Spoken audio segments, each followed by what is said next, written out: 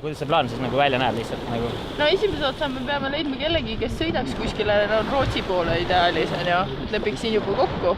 Aga siis sealt edasi hakkame käima sadamas ringi otsima inimesi, kes teaks kedagi, kes lähevad kuskile ja võtaks meid peale. Kuulsid nende jutte? Plaksutame või? See logistika ju. See on küll logistika. Oh, juudas küll. Euroopa maanteed on suvel pöidlaküüdiga reisijaid täis. Meie viime asja uuele tasemele ja hääletame mööda merd. Kus on inimesed? Kus on reisijad? Mitte keegi ei lähe mitte kuskile.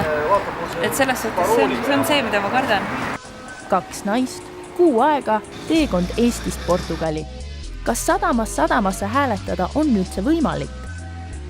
Lihtsalt nagu minna. Juhuu, ma olen hääletanud niimoodi ja siis panna blondi.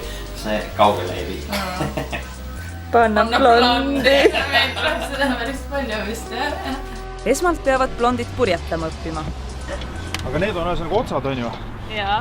Laevas pole nööri, on otsad, on ju? Otsad. Otsad, on ju. Ja siis sa pead kogu selles mingis asjas veel jooksma ja ma ei mahu selle alt läbigi nüüd.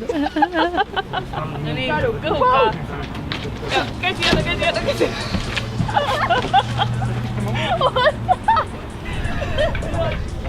Tere! Tervist! Mul on onkruid ka juurde, et kui meil mingi jama on, siis me paneme ennast kinni. Tundub, et võetakse paati. Meid aitavad Eesti ja maailma parimad. Vaata! Hokapakki! Kaldal on teine, ei ole vahetada midagi. Meil tuli nii palju turiste peale, me pidime mõned pured maha viskama. Kõik meie pärast. Sorry. Siin on nagu võistlus. Kõik on tõsised karmid mehed. Vaata debatist välja! Siin alla! Kus ma kinni hoian, kuidas ma üle saan nagu...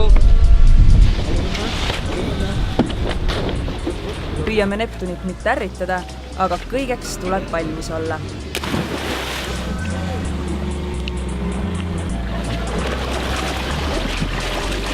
Kui sa ulbid ja mõtled ilma päästevestita, mis Võimatu.